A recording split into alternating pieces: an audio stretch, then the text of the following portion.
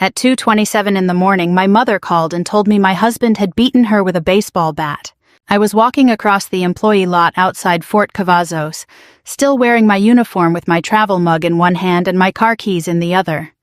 The July air was already warm and the parking lot lights made everything look flat and gray. My phone rang just as I reached my Ford Explorer. It was Mom. She never called that late, not even when Dad died. Mom? For several seconds all I heard was breathing. Then a small broken sound came through the phone. Emily. My hand tightened around the keys. Where are you? The police station. I set my coffee on the hood. Why are you at the police station? She tried to answer, but she was crying too hard. My mother, Margaret Ellis, was 71 years old and stubborn enough to argue with a thunderstorm. I had seen her bury her husband recover from knee surgery and chase a raccoon off her porch with a broom. I had never heard her sound afraid. Take your time, I said. Tell me what happened. Ryan came over. My stomach dropped. My husband had told me he was spending the evening reviewing invoices at his remodeling office in Temple. He had even texted me around 11 complaining about a supplier and asking whether I had remembered to pay the electric bill. What did he want? He was angry. He said I'd been turning you against him. She drew in a shaky breath. I told him you didn't need my help seeing what kind of man he'd become. I closed my eyes. That sounded exactly like something Mom would say. Direct, plain, and impossible to misunderstand. He called me a crazy old woman, she whispered. Then he hit me with a baseball bat. For 1 second I couldn't move. The night shift workers passed behind me laughing about breakfast at Whataburger. Somewhere near the gate, a diesel engine started. The ordinary sounds made Mom's words feel even worse. Where did he hit you? My shoulder, my side. I fell near the kitchen table. Have you seen a doctor? No, they brought me here. Who brought you? The police. That answer stopped me cold. Mom lowered her voice. Ryan told them I attacked him. He said I'm confused and mentally unstable. They believe him, Emily. I opened the driver's door and climbed in. Listen to me. Don't sign anything. Don't argue with anybody. Ask for medical attention and stay where other people can see you. I'm sorry, she said. For what? For causing trouble between you and your husband. That hurt more than I expected. You didn't cause this, I said. Ryan did. I started the engine. The dashboard clock read 2:29. The Killeen Police Department was close, but every red light felt personal. I called my supervisor, told him there was a family emergency, and drove with both hands locked around the wheel. 18 minutes later, I pushed through the glass doors of the station. The room went quiet. The desk sergeant looked up, recognized me, and slowly rose from his chair. His face lost its color. Ma'am, he said, glancing toward the back hallway. Please, let me explain. The desk sergeant introduced himself as Mark Dalton, a broad-shouldered man in his late 50s with silver hair and tired eyes. His nameplate sat perfectly straight on his uniform, but his hands weren't nearly as steady. Mrs. Walker, he said quietly, would you come with me? I'll come with you after I see my mother. He hesitated just long enough for me to notice. She requested medical attention, he said. EMS looked at her. She's bruised, but she's conscious. Where is she? In interview room 3. I walked past him without waiting for permission. Mom looked smaller than I'd ever seen her. She was sitting in a plastic chair, clutching an ice pack against her left shoulder. Her white blouse had dried blood near the collar, and her reading glasses were bent. One lens was missing completely. When she saw me, she tried to smile. I knew you'd come. I knelt beside her. You're okay. I've been better. I gently brushed a loose strand of gray hair away from her face. You need x-rays, they said after they're done asking questions. I looked back toward the hallway. No, you're getting medical care first. One of the younger officers standing nearby shifted uncomfortably. We were just following procedure, ma'am. I kept my voice calm. My mother is 71 years old and was struck with a baseball bat. Procedure says she gets medical treatment. He looked embarrassed. Yes, ma'am. Within minutes, an ambulance crew returned. As they helped Mom onto a stretcher, she squeezed my hand. Don't lose your temper. I almost laughed. I don't have one left. She knew that wasn't true. I'd spent 24 years in the Army learning exactly how to stay calm when every instinct told me not to. After they left, Sergeant Dalton invited me into his office. I owe you an apology. You owe my mother one. Yes. He didn't argue. That surprised me. He sat down across from me. Your husband called 911 himself. I figured. He reported that your mother attacked him with a fireplace poker. My mother doesn't even own a fireplace. Dalton blinked. What? She lives in a ranch house outside Temple. Electric heat, no chimney, no fireplace. He slowly leaned back. I didn't know that. Did anyone check? Silence. That told me enough. Ryan had always been good with first impressions. When I met him 15 years earlier, he was the funniest man in the room. He volunteered with Habitat for Humanity on weekends, coached, Little League remembered birthdays, and somehow convinced everyone he met that he'd known them for years. People trusted Ryan. I had. Back then, I was a newly promoted captain trying to balance military life with raising a toddler after my first marriage ended. Ryan made everything feel easy. He'd bring dinner to the house when I worked late. He built Lily a treehouse with his own hands. He called my mother every Mother's Day. For years, I believed I'd found one of the good ones. Looking back, I realized something uncomfortable. He'd always needed to be admired. If someone questioned him, he couldn't let it go. At first, it looked harmless. Correcting waiters, arguing with cashiers, insisting neighbors were jealous. Then it became me. He didn't like that I outranked most civilians in crisis situations. He joked that I treated our house like another military base. When his remodeling business slowed after interest rates climbed, the jokes became insults. You think those medals make you smarter than everybody else? No, I'd answer. They're just reminders that I finish hard things. He hated that response because it was true. Sergeant Dalton folded his hands. Mrs. Walker. Emily. Emily, there's something else you should know. He slid a small evidence bag across the desk. Inside was my mother's broken eyeglass lens. It was found under your husband's boot. I stared at it for several seconds. Ryan had claimed Mom attacked him, but somehow he'd managed to step on her glasses. That wasn't the mistake of a victim. That was the mistake of someone standing over another person. And for the first time that night, I stopped wondering whether my marriage could be saved. I started wondering how many lies it would take to bury the truth.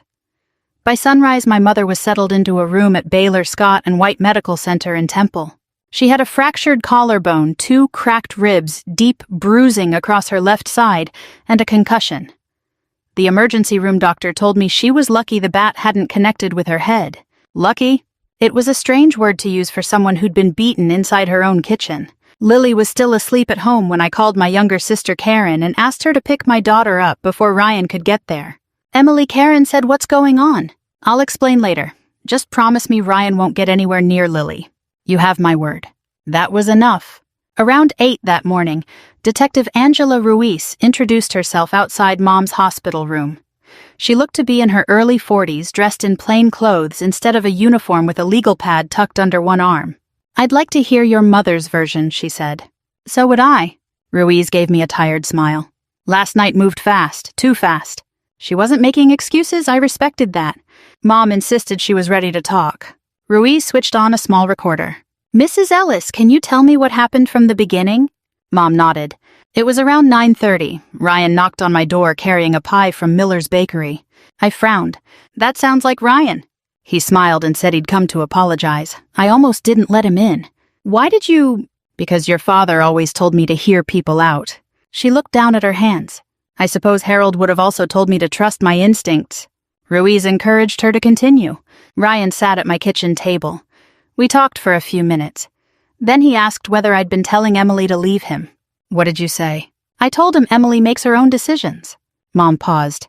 "I also told him that lately he'd become angry all the time." Ruiz scribbled a note. "What happened then?" He stood up. Mom swallowed hard. "He started pacing. Said I was poisoning his family. Said I thought I was better than him because my daughter wore a uniform." I looked toward the window. That sounded painfully familiar. He called me— Mom stopped. Ruiz waited. A crazy old woman. Silence settled over the room. I told him I wasn't afraid of him. She laughed once. A foolish thing to say looking back. "No," I said quietly. It was the truth. Mom reached for the paper cup on her bedside table. My kitchen door was open because I'd been watering tomatoes. Ruiz looked up. "You remember that?" "Oh, yes." "What happened next?" He walked outside. "For how long?" "Maybe 30 seconds. And then he came back carrying a baseball bat. Every muscle in my body tightened. He said," Mom whispered, "maybe people will believe you really are crazy after this." Ruiz stopped writing. "You're certain those were his words?" Mom nodded. He swung once. She touched her shoulder. I fell against the kitchen table. "Did he continue?" "Yes." The second hit caught my ribs. Ruiz looked sick. Did you lose consciousness? For a moment. When I opened my eyes, Ryan was standing over me with his cell phone. What was he doing? He was dialing 911. Mom stared at the blanket covering her legs. I remember thinking, thank goodness. Then tears filled her eyes. I didn't realize he was calling to report me. The room fell silent. Ruiz slowly closed her notebook. Mrs. Ellis? Yes, I believe you. For the first time since that awful phone call, I saw a little of the weight lift from my mother's shoulders. But outside the hospital, Ryan was already telling neighbors a very different story. By lunchtime, people were whispering that my elderly mother had suffered another mental episode. And somehow, my husband was being called the victim. By early afternoon, Ryan's version of the story had spread through half of Bell County. One neighbor posted on Facebook that my mother had finally snapped. Another wrote that Ryan had always been a patient, caring husband. Someone even commented, poor guy. First his mother-in-law loses her mind, now his wife has to deal with it. I stared at my phone for almost a minute before locking the screen. 24 years in the Army had taught me something important. You don't fight rumors online. You fight them with facts. Detective Ruiz called just after 2. I'd like you to come back to the station. Did something happen? Yes. Her voice sounded different. Careful. Hopeful. I think we found our first problem with your husband's statement. 40 minutes later, I parked outside the Killeen Police Department again. This time, no one stared. No one whispered. Instead, Officer Ben Carter, the young patrol officer I'd seen the night before, met me near the entrance. He looked embarrassed. Mrs. Walker. Emily. He nodded. Emily, I owe you an apology. You don't owe me anything. I do. He rubbed the back of his neck. I should have slowed things down last night. You believed the first story you heard. I did. And now, he looked toward the interview rooms. Now I think we missed something. That was enough honesty for me. Inside, Detective Ruiz spread several photographs across the conference table. Walk me through these. The first picture showed my mother's kitchen. A broken chair. Blood droplets near the refrigerator. The second showed the baseball bat. The third made me stop. Ryan's right boot. There were tiny pieces of glass stuck in the sole. My mother's glasses. Ruiz nodded. The crime scene technician matched the fragments. I looked up. If Mom attacked Ryan, why was he standing on her glasses? Exactly. Ruiz pointed to another photograph. Notice the blood pattern. I leaned closer. Most of it was low to the floor. Not chest high. Not standing height. Kneeling height. Ruiz folded her arms. If two adults fight each other, blood usually tells a different story. I understood immediately. Mom hadn't been chasing Ryan around the kitchen. She'd been on the ground. Ryan had been standing over her, just like she'd described. Before I could speak, Officer Carter entered carrying 2 styrofoam coffee cups. He set one beside me. Figured you hadn't slept. I haven't. He hesitated. I also checked something after my shift. Ruiz looked at him. The 911 recording. What about it? When Ryan called, he sounded calm. So, my wife used to work dispatch. He shrugged. People who've just defended themselves usually sound scared. And Ryan, he sounded prepared. Prepared. That word stayed with me. Ryan hadn't sounded panicked. He hadn't stumbled over his words. He'd calmly built a story, almost as if he'd rehearsed it before dialing. Ruiz reached for another folder. We also spoke to 2 neighbors. What did they say? They heard yelling. I nodded. And they only heard one voice shouting. I already knew whose voice that had been. Ryan's temper always got louder before it got quieter. Ruiz looked directly at me. Emily, there's something else. She slid a printed report across the table. Your husband told responding officers he suffered injuries defending himself. I skimmed the report. Minor scratch. Redness on one wrist. Small cut on his thumb. Then I looked at the attached photographs. Something felt wrong. Very wrong. I stared at Ryan's right hand. Then at the baseball bat. Then back at Detective Ruiz. Has anyone checked whether those injuries happened before or after the attack? The room went completely still. Ruiz slowly looked toward Officer Carter. He whispered exactly what I was thinking. Oh, neither of them had considered that possibility. Until now. That single question changed everything. Detective Ruiz immediately called the crime scene unit and asked the forensic nurse to re-examine Ryan's injuries. While she was on the phone, Officer Carter excused himself and hurried out of the room. I sat there staring at the photographs. Ryan always thought he was the smartest person in the room. That had been one of the things I admired when we first met. He could walk into a crowded restaurant and leave with 3 new friends. He remembered names, birthdays, and little details that made people feel important. Somewhere along the way, confidence had turned into arrogance. He stopped believing he could make mistakes. About 20 minutes later, Carter came back carrying a tablet. "I think you need to see this." Ruiz looked up. "What is it?" "The city traffic department." He placed the tablet on the conference table and tapped the screen. At first, I wasn't sure what I was looking at. A quiet residential street. My mother's mailbox, part of her driveway. A grainy timestamp. Ruiz frowned. "I thought there weren't any cameras on that road." "There aren't any home security cameras that caught the assault," Carter replied. "But Bell County has a traffic monitoring camera about half a block away because of the construction detour." My pulse quickened. "Can it see Mom's house?" "Not directly." He zoomed in. "But it sees every vehicle that entered and left the street." The video started. At 9:28 p.m., Ryan's black F-150 turned onto Mom's road. He parked in her driveway. Nothing unusual. Then the timestamp rolled forward. No other vehicles arrived. No one else visited. At 10:11 p.m., an ambulance appeared. Seconds later, a patrol unit. Another patrol unit followed. Finally, at 10:47 p.m., Ryan's truck left. Ruiz leaned back. "So he never left during that entire period?" "No." She looked at me. "Why does that matter?" "Because Ryan told officers he walked outside after my mother attacked him." Ruiz nodded. "He claimed he stayed outside waiting for police." "Exactly." I pointed at the screen. "If he stayed outside, someone would have seen him." Officer Carter smiled. "But nobody did." For the first time all day, I felt the smallest crack appear in Ryan's story. Not enough to break it. Just enough to let some light through. Then Carter swiped to another video. This one comes from a city utility truck. I looked closer.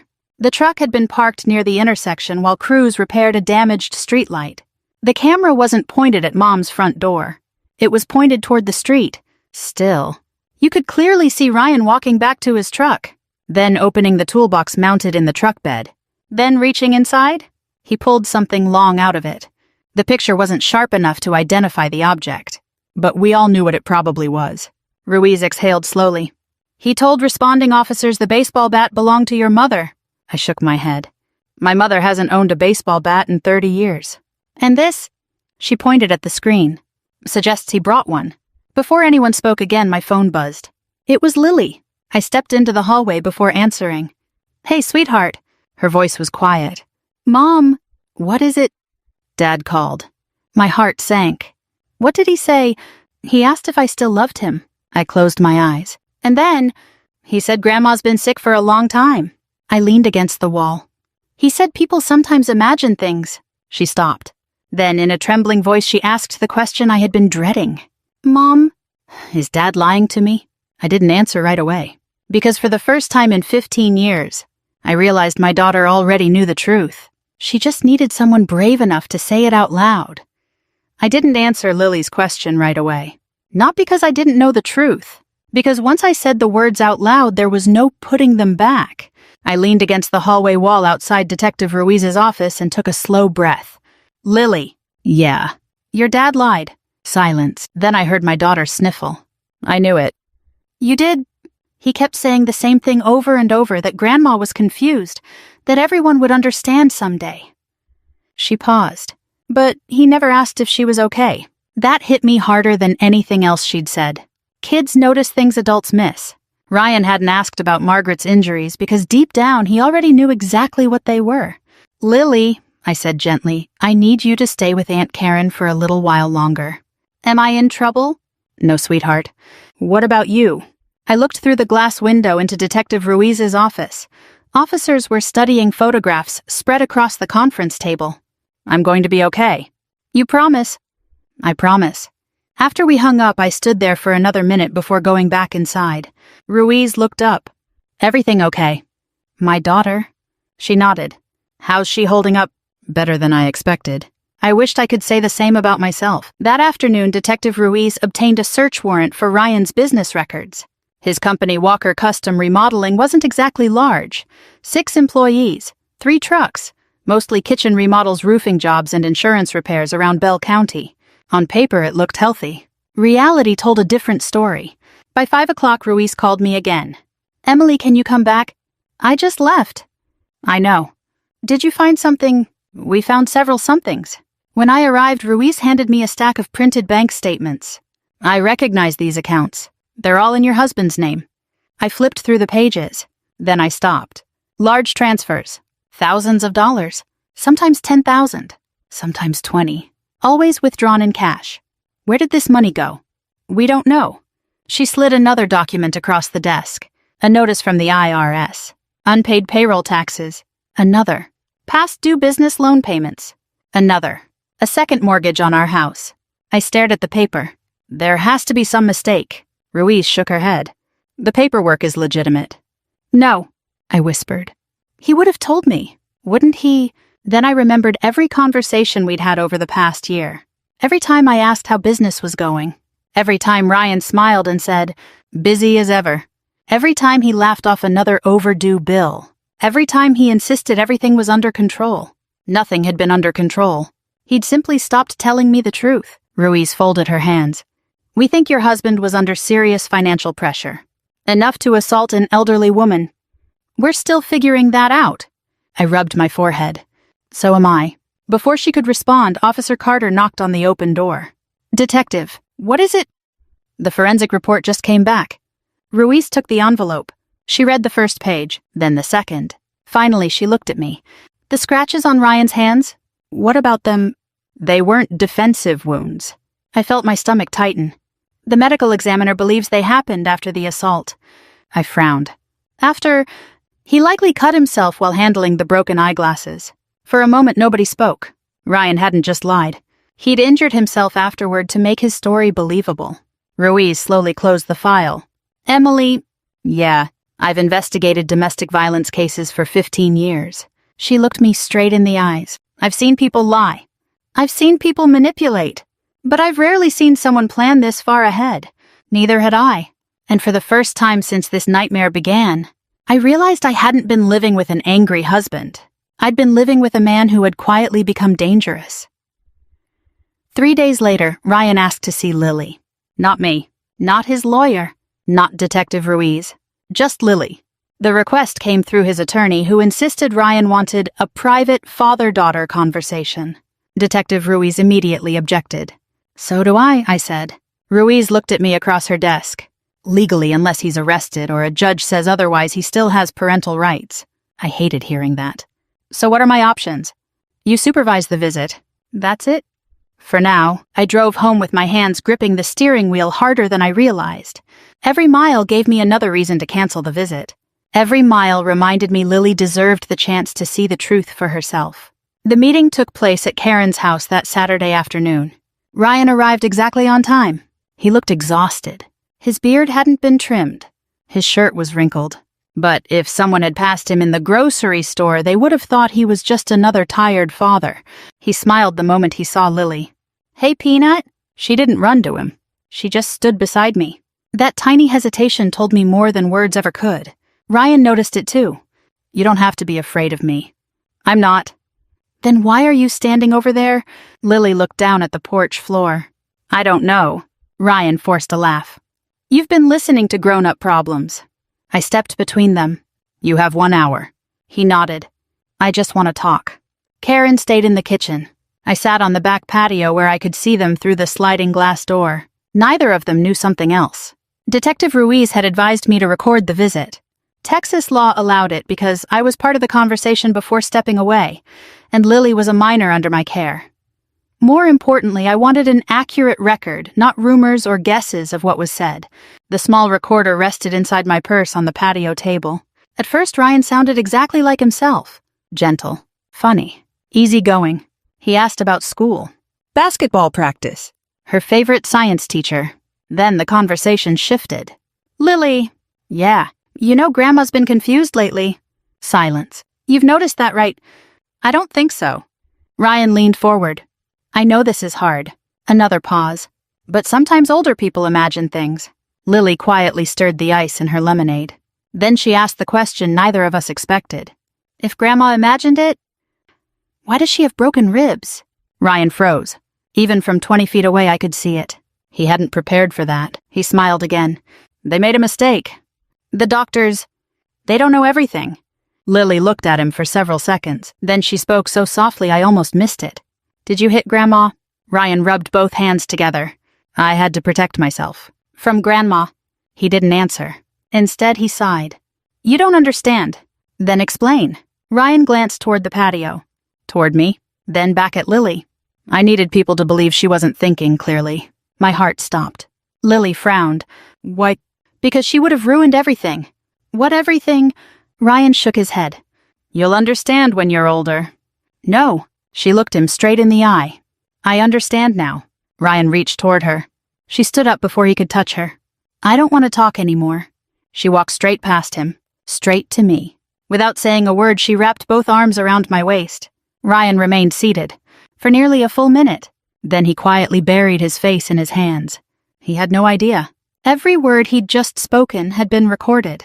And for the first time since this nightmare began, he'd admitted exactly what Detective Ruiz had been trying to prove. Ryan's attorney called the recording taken out of context. That didn't surprise me. What surprised me was how quickly the story around town began to change. People who had spent a week defending Ryan suddenly stopped posting about him. Church friends who had shared prayers for an innocent husband quietly deleted their comments. The silence said more than the accusations ever had. Still, none of that mattered. The only place that counted now was Bell County District Court. The trial began 6 weeks later. It wasn't one of those television courtrooms with dramatic speeches and constant objections. It was quieter than that, more uncomfortable, the kind of room where every cough echoed. I sat beside Detective Ruiz while the prosecutor organized his files. Across the aisle, Ryan wore a navy suit I'd bought him for my Army retirement banquet that never happened. He looked clean-shaven, calm. If you didn't know him, you'd think he was just another businessman caught in a misunderstanding. He glanced toward me once. I didn't look back. The prosecution started with my mother's testimony. Margaret walked slowly to the witness stand, her left shoulder still stiff. She told the jury exactly what happened. No exaggeration, no tears, just facts. He called me a crazy old woman. She paused. Then he hit me. Ryan's attorney stood for cross-examination. "Mrs. Ellis." "Yes?" "You've had a concussion before, haven't you?" "I fell off a ladder 8 years ago, so your memory isn't perfect." "My memory is good enough to remember who hit me." A few jurors exchanged glances. The attorney smiled politely. No further questions. Next came Officer Ben Carter. He admitted something most witnesses try to avoid. "I made a mistake." The courtroom became very quiet. I believed Mr. Walker before I gathered all the evidence. The prosecutor asked why. Because his story sounded believable. And today, I don't believe it anymore. That simple answer carried more weight than an hour of arguing. Then Detective Ruiz took the stand. One by one, she presented the evidence. Photographs, medical reports, bank records, the utility truck video, the traffic camera timeline, Ryan's financial problems. Finally, the recording from Karen's backyard. The judge allowed it. Ryan's attorney objected. Lost. The courtroom speakers crackled. Then Ryan's own voice filled the room. I needed people to believe she wasn't thinking clearly. Nobody moved, because she would have ruined everything. I looked toward the jury. Every single person was watching Ryan. Not me. Not my mother. Ryan. For the first time since this began, he couldn't charm his way out of the truth. The prosecutor stood. "Mr. Walker, would you like to explain what you meant?" Ryan adjusted his tie. "I was talking about family conflict." "So you weren't referring to making Mrs. Ellis appear mentally unstable?" "No." The prosecutor picked up another file. "Interesting." He walked to the evidence table. Because 3 days before the assault, he held up a document. "You searched online for how reliable are witness statements from dementia patients." Ryan didn't answer. The prosecutor continued. "And 2 days before the assault?" Another paper. "You searched can head injuries cause memory loss?" The room felt colder. Then came the final blow. "Mr. Walker," the prosecutor placed a bank statement on the screen. "The morning after your mother-in-law was hospitalized, you transferred $86,000 from a hidden business account to an offshore investment account." Ryan stared at the screen. He didn't even try to explain. For the first time in 15 years, I saw fear in my husband's eyes. Real fear. Not because he'd been caught lying. Because he finally understood. Everyone else knew it too. The courtroom stayed silent after the prosecutor finished. Ryan looked toward his attorney, hoping for another objection. Another delay. Something to interrupt the momentum. There was nothing. His attorney simply leaned over and whispered something I couldn't hear. Ryan nodded once. For the first time since this nightmare began, he looked like a man who understood he wasn't in control anymore. The defense tried anyway. They argued Ryan had been overwhelmed by financial stress, that he feared losing his business, that his marriage had fallen apart because my military career kept me away from home. They even suggested my mother had provoked an emotional confrontation. The prosecutor didn't raise his voice. He simply stood. No amount of financial pressure gives someone permission to assault a 71-year-old woman. He let those words hang in the air. This case isn't about losing money. It's about a man who believed he could rewrite reality. The jurors never looked away from Ryan. Closing arguments ended shortly before lunch. The jury left to deliberate.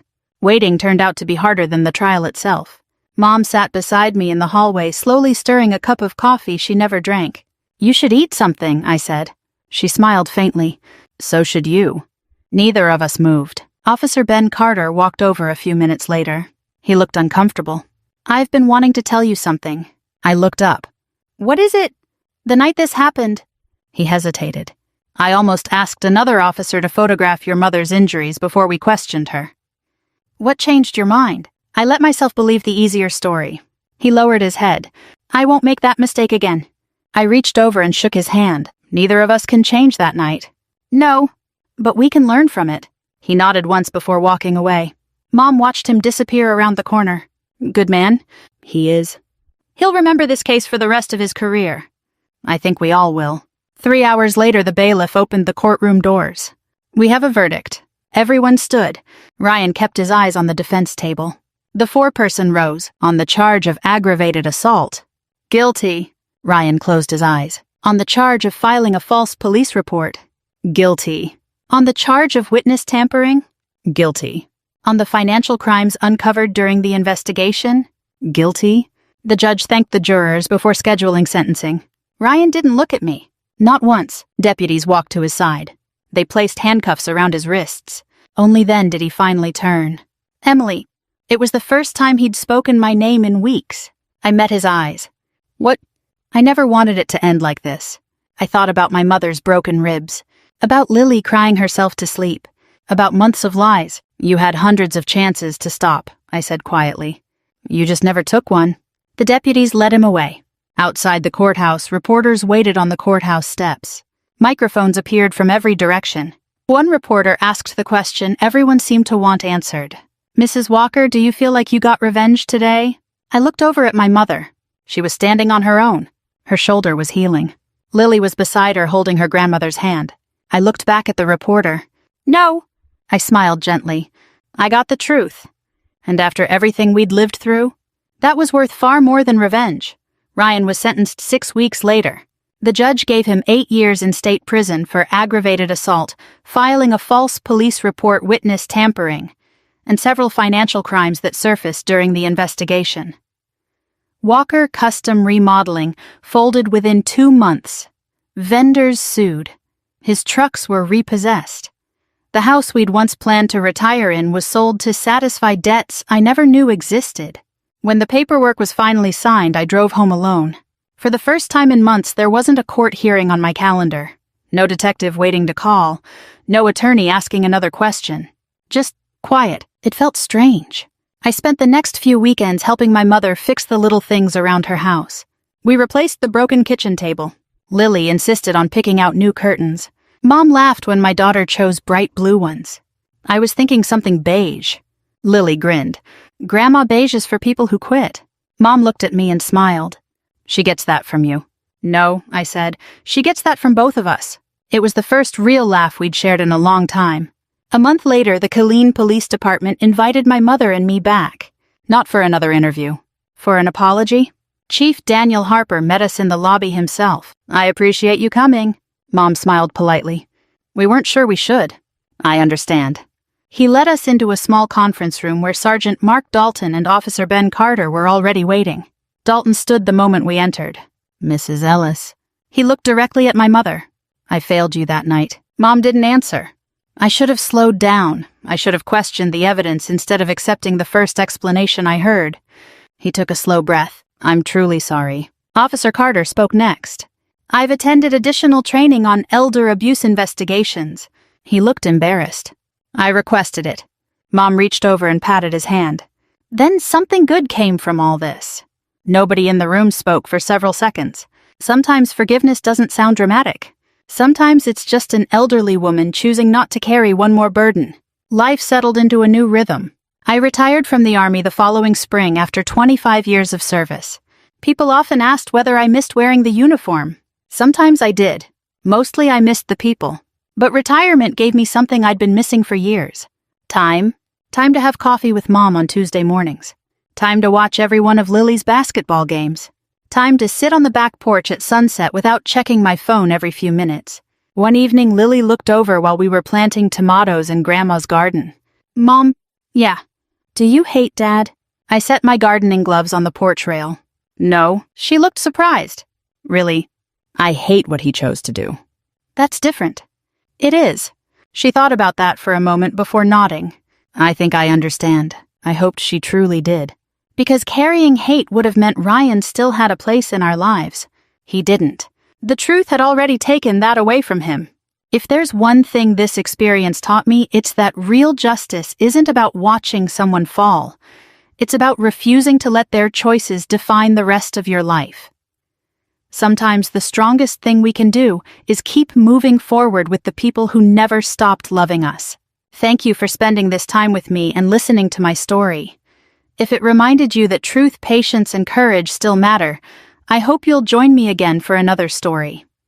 Until then, take good care of yourself and the people who stand by you when life gets hard. The end. The house was full of warmth that night. It was my wedding anniversary, and I had specially invited my mother over. Mom, who usually watched my happiness from a distance, was standing at my doorstep herself, a box of sweets in her hand, that same old, tired smile on her face. My husband, Vikrant, looked like a successful man from the outside. Director at a big company in the city, respected among relatives, admired among friends. But inside our home, over the past few months, a quiet anger had been growing in him. Over money, over debt, and over that piece of land that still belonged to my mother. Your mother's here again, Vikrant muttered as he shut the door, but the hardness in his eyes didn't escape me. Dinner started off fine, until Vikrant suddenly asked, Auntie, why haven't you transferred those land papers yet? Mom answered calmly, Beta, that land is my support for old age. I won't put it in anyone's name right now. That was all it took. Vikrant's face changed. You think I can't take care of your daughter properly? You don't trust me? Vikrant, please, calm down. I tried to hold his hand, but he shook me off. Mom stood up. Beta, I'll head out, no need to argue. But whatever had been building in Vikrant for months erupted that night. He slammed his glass on the table. His voice rose, and when Mom turned toward the door, he grabbed her arm and yanked her back. She stumbled and hit the edge of the center table, falling to the floor. Time, 9:42 p.m., I screamed. Mom! I rushed to her. Blood was trickling from her forehead. The room went silent. Only her pained groans and my panicked breathing filled the air. Vikrant just stood there, fists still clenched, as if he couldn't quite believe what he'd done himself. I had no idea what the next 18 minutes would bring. But what happened would change Vikrant's entire world forever. Time, 9:43 p.m. I held Mom's head in my lap. Blood dripped from her forehead onto my sari. Mom, open your eyes, I kept saying. She opened her eyes slowly. I'm fine, Beta, just a little dizzy, but I knew it wasn't fine. So much blood was flowing from her head that my hands were shaking. I looked at Vikrant, hoping he'd panic and rush to help. Instead, he stood there wearing a strange look of self-justification. She just fell. I only grabbed her hand, he said, as if trying to convince himself. Call an ambulance, Vikrant, I screamed. Why make such a big scene? She just fell. She'll be fine, he said, and the coldness in his voice shook me to my core. I realized this wasn't the first time I'd seen that cruelty in his eyes. Last year, when he'd raised his hand at me, he'd said the exact same thing. Why make such a big scene? But today he had hurt my mother. And today the fear inside me was beginning to turn into rage. I reached for my phone. Vikrant snatched it out of my hand immediately. Who are you calling? The ambulance, I said, trying to keep my voice steady. No need. I'll drive her myself, he said, but his eyes darted to the small smart camera mounted in the corner of the room. The one I'd installed a few months earlier under the pretext of home security, when in truth, I'd started fearing Vikrant's temper. His face lost all color for a second, then Mom whispered, My phone, it's in my bag. Beta, call Priya. Priya, my younger sister, a doctor at the city's largest hospital. I ran to Mom's bag. Vikrant moved to stop me. But just then the doorbell rang. Time, 9:46 p.m. Someone was at the door. Our neighbor, Mrs. Kapoor, stood at the door. Beta, is everything okay? I heard such loud voices. Her eyes fell straight on Mom, still on the floor, drenched in blood. Mrs. Kapoor's face went pale. What happened? Vikrant stepped forward instantly. Nothing, Auntie just fell, just a small injury. We've got it handled. But Mrs. Kapoor's eyes were fixed on me, and whatever truth was in my eyes, she must have read it. I'm calling an ambulance right now, she said, pulling out her phone. Vikrant was about to say something, but for the first time that night, I found the courage to speak up. Yes, Kapoor Auntie, please call. Vikrant looked at me, Not with anger, but with strange disbelief. Maybe he couldn't believe I was standing up to him. Time, 9:49 p.m. Mrs. Kapoor called the ambulance, and without telling me, she also dialed another number, my brother Arun's. She had known our family for years, and Mom had given her Arun's number months ago, as a precaution. The day Mom first asked me about Vikrant's temper, and I'd lied and said everything was fine. Today, that precaution of hers was about to matter. Meanwhile, Vikrant paced the room, glancing repeatedly at the camera. I noticed him fumbling to pull a small USB device from his shirt pocket, probably trying to delete the footage. But he didn't know that camera didn't just record locally. It streamed every clip live to the cloud, straight to an app on my phone. And a few weeks earlier, I had logged into that same app on my sister Priya's phone too, just as a precaution. Time, 9:52 p.m. My phone rang. It was Priya. Didi, her voice was full of panic. I just saw the camera alert. Did all this really happen? With a trembling voice, I told Priya everything. There was silence on the other end. Then she said, Didi, I'm leaving the hospital right now. And I've already saved the footage. The whole recording is on my phone. I glanced at Vikrant, still struggling with that USB device, trying to wipe the camera's local memory, unaware that the real evidence was already far beyond his reach, safe in the cloud and on my sister's phone. Time, 9:55 p.m. The ambulance siren echoed down the street. At the same moment, headlights appeared in the distance. My brother Arun, who had rushed straight over after Mrs. Kapoor's call, fear was now clearly written across Vikrant's face. You called Arun too? He asked me. I didn't do anything, Vikrant. Whatever's happening is the result of what you did, I said, and I surprised even myself with the steadiness in my voice. Arun burst through the door. Seeing Mom on the floor, his eyes welled up, but a moment later his face turned red with rage. He marched straight up to Vikrant. What did you do to Mom? Arun, this is all a misunderstanding, Vikrant began. A misunderstanding? Arun shouted. Mom's bleeding from the head, and you're calling it a misunderstanding? The paramedics rushed in with a stretcher. They quickly laid Mom on it, bandaged her head, and carried her out. Time, 9:58 p.m. As soon as the ambulance left, Arun grabbed Vikrant by the collar. If anything happens to Mom, I won't let you go. Vikrant pulled himself free. Think whatever you want, but I didn't do this on purpose. That's when I pulled out my phone and played the video. Everyone in the room, me, Arun, and Mrs. Kapoor, who was still standing at the door, watched the screen. The video clearly showed it all. Vikrant shouting, grabbing Mom's arm and yanking it, and Mom falling and hitting the table. Time, 10 p.m. Exactly 18 minutes since the attack. Arun's face hardened. I'm calling the police. Arun, wait, don't do this. I'm begging you. Vikrant's voice had lost all the authority it once carried. His face was drenched in sweat, his hands trembling, but the real blow was still coming. Just as Arun picked up his phone to call the police, Vikrant's own phone rang. A name flashed on the screen. Mr. Saxena, chairman. The biggest client of Vikrant's company, the one with whom a massive deal was set to be signed the following week, a deal his promotion and entire career depended on. With shaking hands, he answered. Yes, sir, tell me. The voice on the other end drained every last bit of color from Vikrant's face. Vikrant, I just received a video, going around some society WhatsApp group. Your home's CCTV footage. You raised your hand against your mother-in-law? Mrs. Kapoor's daughter, who was in that same society group, had already spread the news after seeing the ambulance commotion and hearing bits from neighbors. And somehow, a portion of the actual footage had leaked out too. Sir, this is a misunderstanding. I can explain, Vikrant stammered. There's nothing left to explain, Vikrant. How can I sign a deal worth crores with a man who can raise his hand against his own mother-in-law inside his own home? Consider the deal cancelled.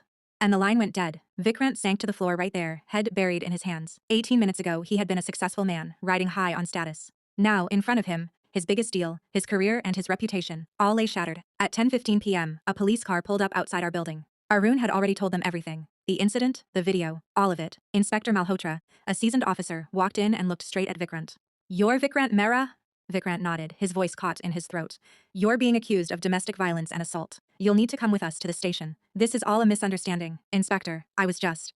Vikrant started the same excuse again. The inspector raised a hand to stop him. We have video evidence. The hospital report is coming in, and there are 2 eyewitnesses. Please don't argue.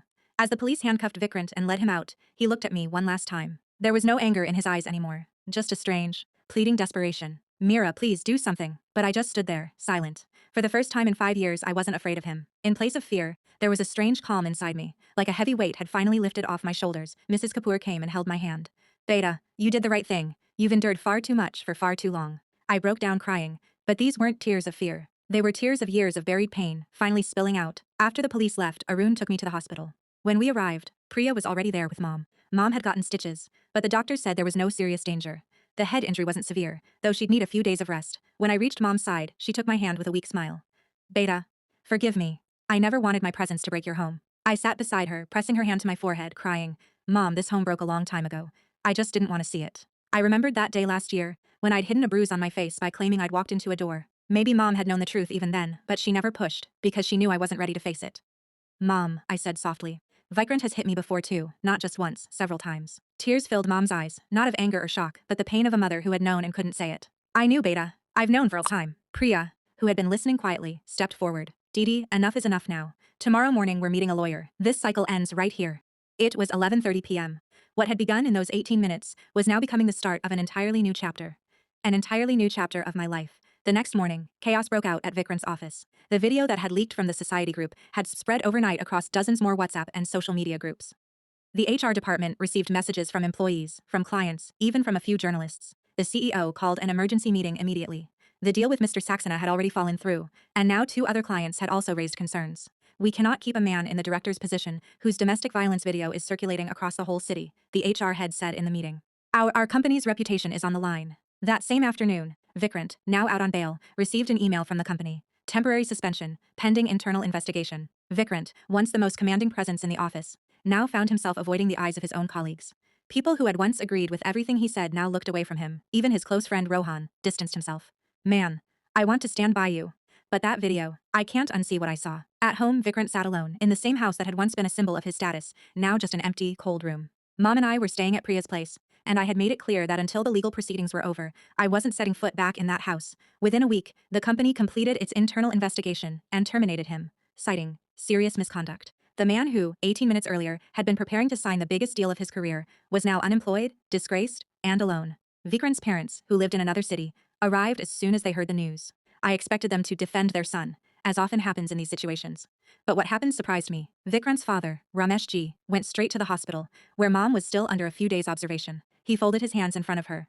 Bahanji, please forgive me. I never raised my son to behave this way. Mom took his hands and lowered them gently. It's not your fault, Bhai Sahab. Every person is responsible for their own choices. That evening, Vikrant's mother, Kamla Ji, came to see me. Her eyes were swollen from days of crying. Mira beta, I never knew he treated you this way. If I had known earlier, I stopped her. Auntie, please don't blame yourself. I never told anyone myself. I was afraid, ashamed. No more fear now, beta, Kamla Ji said. I'm with you, whatever decision you make. Hearing this, I realized, even Vikrant's own family had stopped standing by him.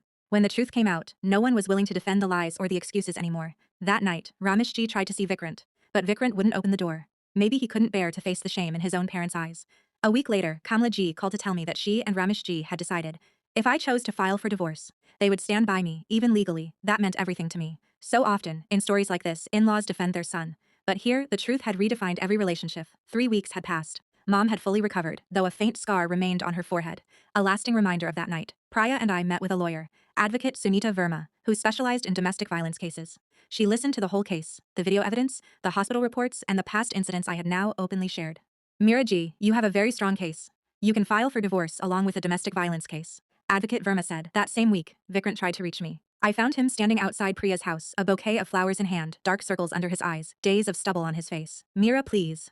Just hear me out once, he said. I didn't open the door all the way, just enough to talk. Go on. I don't know what came over me that night. I'll change, I promise. Just give me one more chance. I took a deep breath. The old Mira might have cried at this point, might have accepted the apology, might have given one last chance, like she had many times over the past 5 years. But today's Mira was different. Vikrant, you've asked me for one more chance many times before. Every time, I gave it, and every time, you repeated the same mistake, just in a bigger form. This time, you raised your hand against my mother. That was the final line. Mira, please. I'm sending the divorce papers, and I won't be withdrawing the domestic violence case either. You need to face the consequences of what you did. Tears filled Vikrant's eyes, but this time I saw no truth in them. Only mourning for the status he had lost. I closed the door. 2 months later, the court hearing began. Based on the video evidence, medical reports, and the testimonies of Mom and me, the court found Vikrant guilty of domestic violence. In delivering the verdict, the judge said, this was not merely a moment of anger, but the result of years of abuse that the victim concealed out of fear and social pressure. This court cannot accept such behavior under any circumstances. Vikrant was sentenced to a fine, along with a probation period and mandatory counseling sessions. The divorce proceedings were finalized around the same time, in my favor, without much dispute, since the evidence was so overwhelming that even Vikrant's lawyer didn't fight it hard. Outside the courthouse, as I walked down the steps, Vikrant stood a short distance away, alone. His parents weren't with him. They were with me instead, standing beside Mom and Priya. For a moment, our eyes met. There was no anger left on his face now, no status, just a tired, broken man standing there, someone who had destroyed his own world with his own hands. I didn't react. I simply walked forward, holding my mother's hand. 18 minutes, which had changed a successful man's entire world, had now, 2 months later, legally ended that world for good. 1 year later, Mom was completely healthy now, and the scar on her forehead was still there. But it was no longer a mark of fear. It had become a mark of courage. From the night she helped her daughter step toward a new life, without knowing she herself would become the biggest reason behind that story. I had moved into a new apartment, close to Mom's place. Every weekend, Mom, Priya, Arun, and I cooked together, laughed together, leaving the old pain behind and building new memories. I had rejoined my old job, the one I'd left after marriage, at Vikrant's insistence. Today, I was independent again, standing on my own 2 feet. I heard Vikrant had moved to another city, working at a small company. His status, his career, everything that once defined him, now just a memory. One evening, sitting with Mom on the balcony, I asked her, Mom, sometimes I wonder, if you hadn't come that night, would I still be living in that darkness today? Mom smiled and held my hand. Beta, every darkness is